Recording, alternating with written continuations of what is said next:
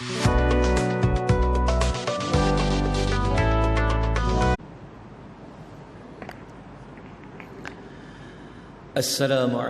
warahmatullahi wabarakatuh. Alhamdulillahi rabbil alamin, wassalatu wassalamu ala asyrafil anbiya'i wal mursalin wa ala alihi wa sahbihi ajma'in, amma ba'd. Muslimin dan muslimat rahimani wa rahimakumullah, insyaallah pagi ini kita akan membaca ayat yang keempat, kelima sehingga ayat yang ketujuh, bergantung kepada waktu yang masih ada. Jadi kita mulakan ayat yang keempat. Okey, ayat yang keempat ini adalah ayat yang Allah memberitahu kepada kita bagaimanakah permulaan al-waqi'ah itu. Kerana kita telah mempelajari pada hari yang sebelumnya bahawa hari kiamat itu hari yang pasti ada dan pasti terjadi. Maka bagaimanakah al-waqi'ah itu berlaku, permulaannya bagaimana? Maka Allah menerangkan pada ayat yang keempat. A'udzu billahi minasy syaithanir rajim.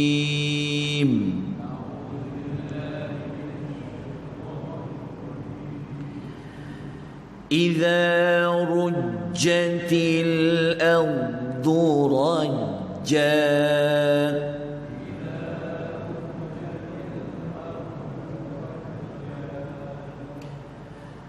Idza bermaksud apabila, rujjati digegarkan, al-ardu bumi, rajja dengan sekuat-kuat gegaran. Okay, ayat ini kita menemukan diulang dua kali kalimah rajja. Rujjati dengan rajja. Dalam bahasa, dalam kaedah memahami tafsiran ayat, jika kalimah itu diulang sebanyak dua kali, terutama pada ayat yang sama, menunjukkan bahawa ada penekanan pada perkara tersebut. Jadi dekat sini Allah nak tekankan bagaimanakah gegaran bumi itu akan berlaku. Okay. Gegaran bumi ni, tuan-tuan dan puan-puan rahimani wa rahimakumullah, bukanlah tahap gegaran yang biasa-biasa. Dia lebih besar daripada gegaran gempa bumi yang pernah berlaku semasa kita dia berbeza dengan gempa bumi yang biasa yang pernah kita ketahui. Ini adalah tahap gegaran yang kita kata tak boleh nak ukur dia punya skala kekuatan dia. Kalau nak lebih lagi mendapat penjelasan, nak kata tahap yang gegaran yang tahap dia bagaimana, kita cari dalam ayat lain. Allah menyebutkan contoh dalam surah Al-Hajj ayat 1 sampai ayat nombor 2, muka surat 332 di dalam Quran. Allah ada menyebut tentang gegaran bumi. Okay, dalam Quran ada satu surah namanya surah goncangan, surah gegaran. Surah itu adalah surah Al-Zalzalah. Idza zulzilatil ardu zilzalaha. Tengok diulang dua kali. Zalzalah, zilzalaha. Okey, dalam surah Al-Waqi'ah Allah kata gegaran bumi itu, goncangan bumi itu berlaku dengan kuat. Okey, dalam surah Al-Hajj ayat yang pertama sekali Allah mengatakan, ya ayyuhan nasu taqu rabbakum, wahai umat manusia, bertakwalah kamu kepada Tuhan kamu. Okay, Allah menakut-nakutkan kita dengan Allah perintah kita supaya bertakwa. Inna zalzalatas sa'ah, Sesungguhnya gegaran hari kiamat itu, iaitu bumi itu nanti akan digoncangkan oleh Allah. Allah mengatakan sifat dia bagaimana? Syai'un azim, adalah suatu perkara yang amat besar. Maknanya Allah nak kata gegaran bumi ni dia adalah sesuatu yang azim. Azim ni maknanya besar, satu benda yang agung. Kalau kita baca lanjutan surah Al-Hajj, saya ambil ayat kedua untuk menambahkan lagi rasa takjub, menambahkan rasa takut, untuk menambahkan lagi, maksudnya nak menambahkan emosi ketika mana membaca ayat gegaran bumi tu.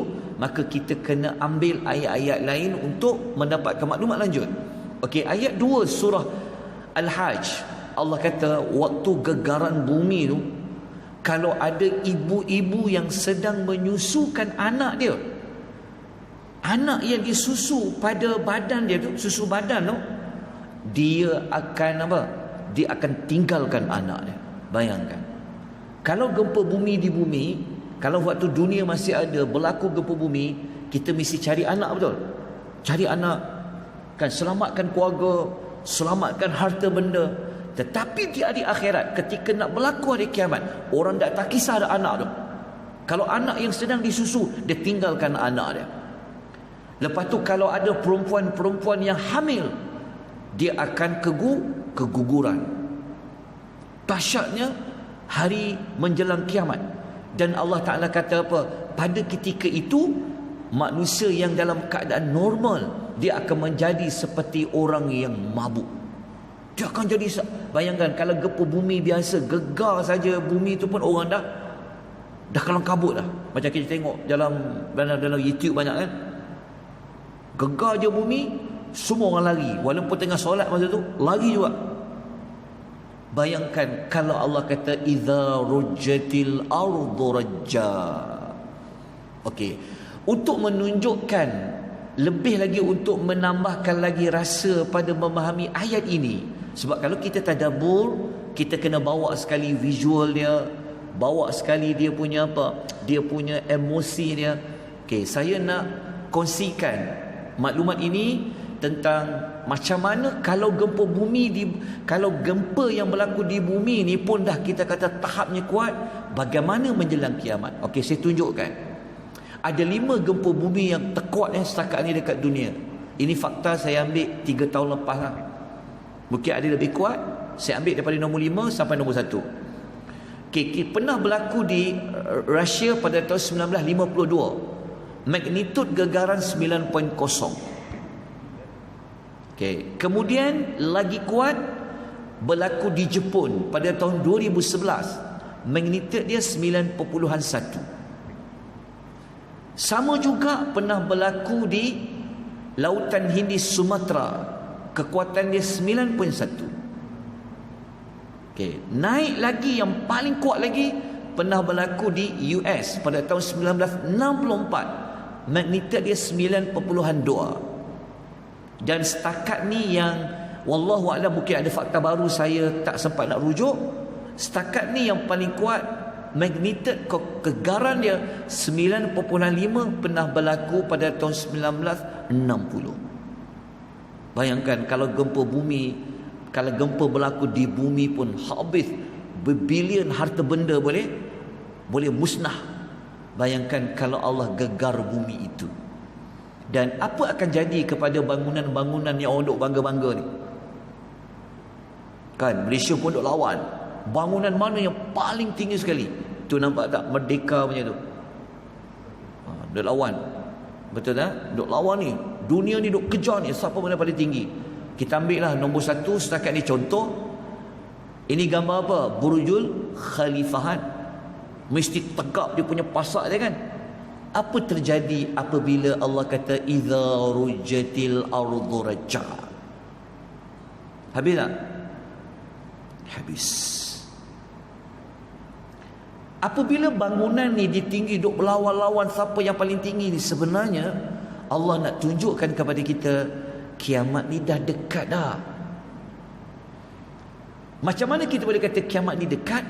Okey, dalam hadis Dalam hadis riwayat Imam Muslim, Nabi SAW memberikan sabdanya. Nabi kata, yang bermaksud, jika kamu melihat orang yang sebelumnya tidak beralas kaki, tidak berpakaian, dia miskin, dia penggembala domba, kemudian orang-orang ini berlumba-lumba meninggikan bangunan, ini di antara tanda kiamat. Nabi kata, kalau kau nak tahu kiamat lagi dekat, dulu orang ni tak pakai kasut pun dia, tak pakai pakaian pun, menggembala kambing je, miskin dia, tetapi akhirnya mereka berlumba-lumba meninggikan bangunan.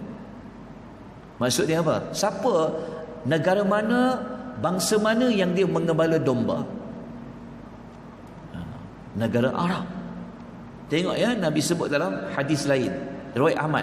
Nabi ditanya, ya Rasulullah, siapa yang kau katakan dia penggembala kambing tu? Dulu dia berkaki ayam, dalam keadaan lapar dan miskin. Nabi jawab apa? Al-Arabu. Nabi kata, orang Arab. Betul tak? Negara-negara teluk, negara-negara kaya ni, duk masing-masing berlumba-lumba untuk meninggikan bangunan yang kukuh.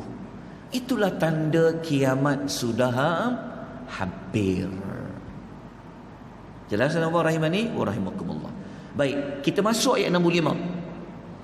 Allah menjelaskan lagi kepada kita bagaimana bumi ini akan dihancurkan dengan sehancur-hancurnya. Allah akan buang dulu, antaranya berlaku macam mana? Allah akan buang pasak bumi itu. Apa dia? Baca ayat 65. Wa bussatil jibalu bassa,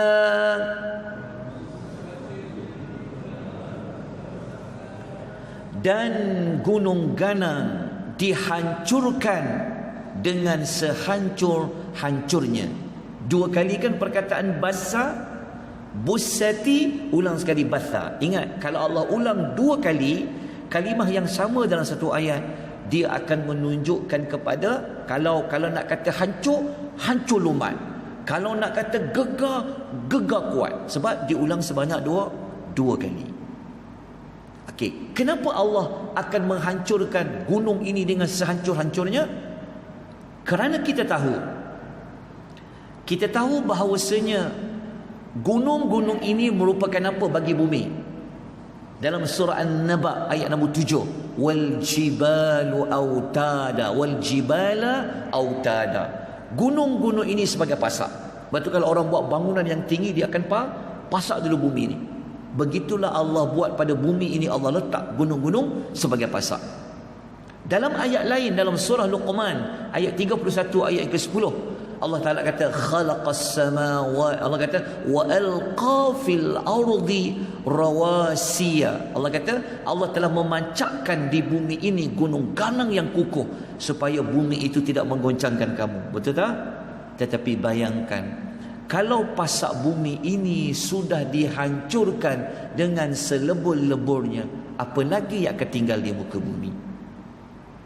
Okey, tuan-tuan, mari kita sama-sama menambahkan lagi ketakjuban kekuasaan Allah Subhanahu wa taala. Kita baca dulu ayat nombor 6. Okey, setelah Allah kata gunung ganang yang pasak tu akan hancur dengan selebur-leburnya, Allah nak nak terangkan lagi hancur dia macam mana hancur dia. Ayat nombor 6. فَكَانَتْ هَبَاءً مُنبَثًّا.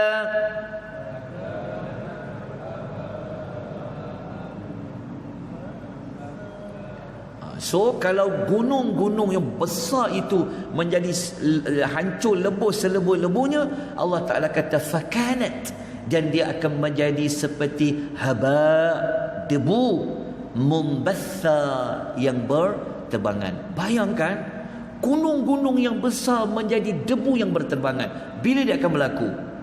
Idza waqa'atil waqi'ah. Okey, kita kongsikan tentang gunung ganang ni, di antara gunung-gunung yang hebat ni dekat dunia ni. Kita ambil daripada nombor 5 sampai nombor 1. Okey, contoh yang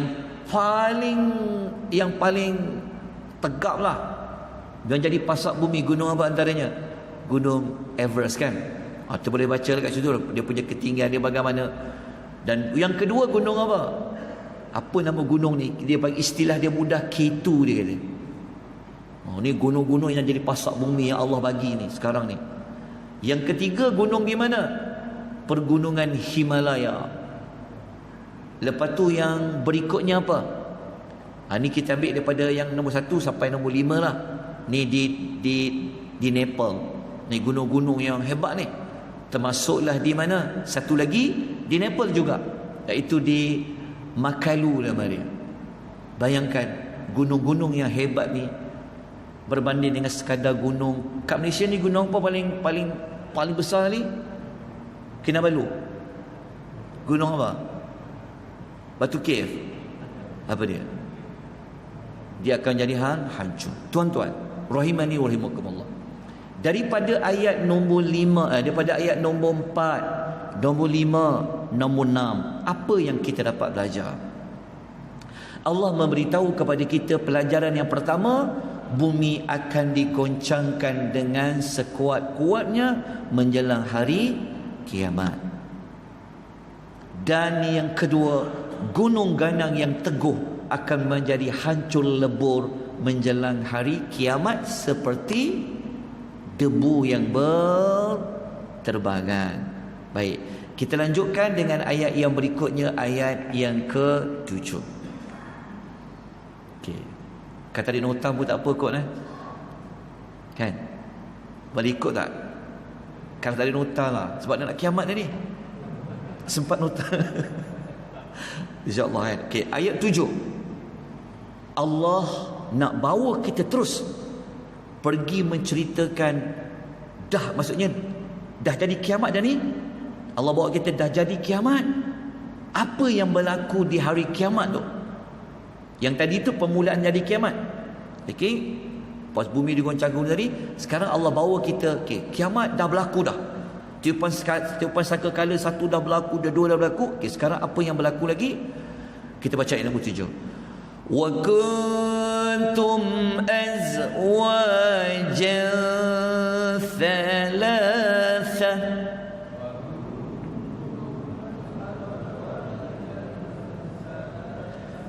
Wa kuntum, dan kamu nanti, azwaja, menjadi golongan, thalathatan, 3. Allah kata masa hari kiamat tu kamu akan terbahagi menjadi 3 golongan. Okey, 3 golongan golongan apa? Nanti kita akan baca ayat nombor 8, 9, 10. Okey. Sebelum kita masuk kepada ayat nombor 8, 9 dan 10, mari kita mengambil sejenak, kita fikir, kenapa kalau kita baca dekat surah Waqiah, kita akan jumpa 3 golongan. Ingat lagi waktu dekat pengenalan surah Al-Waqiah, 3 golongan tu menariknya begini ya. 2 golongan penghuni syurga, 1 golongan penghuni neraka. Maknanya 3 golongan itu apa? 2 golongan yang akan masuk syurga, 1 golongan yang akan masuk neraka. Nanti Allah akan sebut dia punya pangkat dia apa. Kita tahu satu daripadanya adalah as-sabiqun ats-sabiqun, golongan kanan, lepas tu 1 golongan kiri. Okey, persoalannya adalah kenapa Allah melebihkan, menyebutkan golongan masuk syurga tu 2, golongan masuk neraka tu 1. Kalau adil mesti 2-2, betul tak? Betul. 2 syurga, 2 neraka. Kalau kita kira nisbah dia, kalau ada 2 yang masuk syurga, 2 golongan, tentu 2 golongan masuk neraka. Tetapi Allah tak guna genap, Allah guna 3, thalathah. Kenapa jadi macam tu? Maknanya Allah nak lebihkan, menyebut dalam Al-Waqiah golongan masuk apa? Masuk syurga. Kenapa boleh berlaku begitu? Kenapa 2, 1? Inilah yang dipanggil Lataiful Quran. Allah nak menunjukkan kehalusan dia. Kenapa dia nak lebihkan orang masuk syurga daripada menyebut orang masuk neraka? Sebenarnya ingat, surah ni dia sambung surah apa? Dia sambung surah Rahman. Kita tahu Ar-Rahman adalah rahmat Allah. Maka rahmat Allah itu Allah tunjukkan dalam Al-Waqi'ah. Allah sambung dalam Al-Waqi'ah. Allah kata, rahman aku itu lebih daripada kemurkaan aku. Jadi nak sebut kalau masuk syurga ada dua, neraka satu. Sebab tu dalam hadis Nabi sebut macam ni, inna rahmati taghlibu ghadabi. Dalam hadis kursi Allah Ta'ala kata apa?